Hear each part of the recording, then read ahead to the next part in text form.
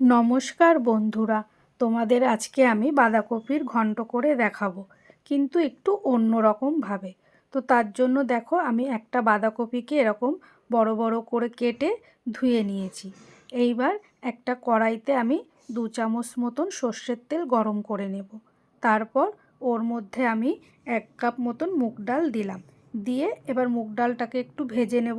বেশি ভাজবো না, একটু হালকা করে ভাজবো। তো দেখো, ডালটা ভাজা হয়ে গেছে। এবার এর মধ্যে দেব আমি কেটে রাখা বাঁধাকপিগুলো, আর দেব এখানে 2টো টমেটো, আর দেব স্বাদ মতন কাঁচা লঙ্কা। তোমরা যে যেরকম ঝাল খাবে সেই বুঝেই দেবে। আর দেব এখানে 1 চামচ মতন নুন, আর 1 চামচ মতন হলুদ। দিয়ে এই সমস্ত কিছুকে আমি ভালো করে একটু মিশিয়ে নেব। তো দেখো, ভালো করে মিশিয়ে নিয়েছি।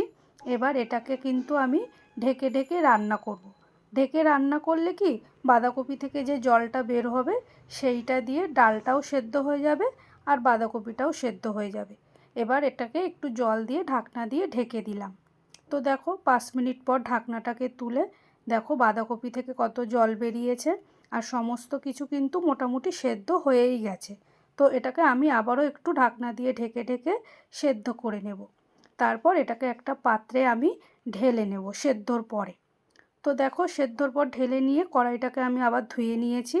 এবার এর মধ্যে দিলাম আমি 2 চামচ মতন সর্ষের তেল। তেলটা যেই গরম হলো, এবার এর মধ্যে আমি 1 চামচ মতন সাদা জিরে আর 1 চামচ হিং ফোড়ন দেব। তো যেই হিংটা ভাজা ভাজা গন্ধ বের হবে, তখন এর মধ্যে দেব আমি 2 চামচ মতন আদা বাটা। আদা বাটাটাকেও এর সঙ্গে একটু ভালো করে ভেজে নেব। তো দেখো, আদাটাও কিন্তু আমার ভালো ভাজা হয়ে গেছে। তো আদাটাকে বেশি করে না ভাজলে কি কাঁচা গন্ধ বের হবে, তাহলে কি ভালো লাগবে না খেতে। তো দেখো, আদাটা কিন্তু আমার কষানো হয়ে গেছে। এবার এর মধ্যে দেব আমি যে সেদ্ধ করা বাঁধাকপি আর ডালটা ছিল, এটা সম্পূর্ণ আমি ঢেলে দেব। দিয়ে এরপর দেব আমি স্বাদ মতো চিনি। এখানে একটু বেশিই চিনি দিয়েছি আমি, তোমরা চাইলে এখানে কম বেশি করতে পারো। আর এখানে দিলাম আমি ভাজা মশলা। এই ভাজা মশলার মধ্যে আছে জিরে, ধনে আর গোটা গরম মশলা। এটাকে আমি কড়াইতে নেড়ে নিয়ে তারপরে মিক্সিতে গুঁড়ো করে নিয়েছি। তো দেখো, সমস্ত কিছুকে আমি ভালো করে মিশিয়ে নিয়ে 5 মিনিট মতন রান্না করে নেব। বন্ধুরা, এই রকম বাঁধাকপির ঘন্ট দিয়ে লুচি কিংবা পরোটা বা ভাতের সঙ্গেও ভালো লাগে। তো দেখো বন্ধুরা, 5 মিনিট পর আমার কিন্তু রান্নাটা পুরোপুরি রেডি হয়ে গেছে।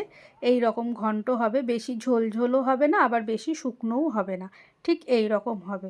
তো 5 মিনিট পর আমি এটাকে একটা পাত্রে নামিয়ে নেব। তো বন্ধুরা, তোমাদের এই রান্নাটা কেমন লাগলো আমাকে অবশ্যই কমেন্ট করে জানিও। আর যদি তোমাদের রান্নাটা ভালো লেগে থাকে, অবশ্যই একটা লাইক ও শেয়ার করে দিও। আর হ্যাঁ, সাবস্ক্রাইব করতে কিন্তু একদম ভুলো না। টাটা।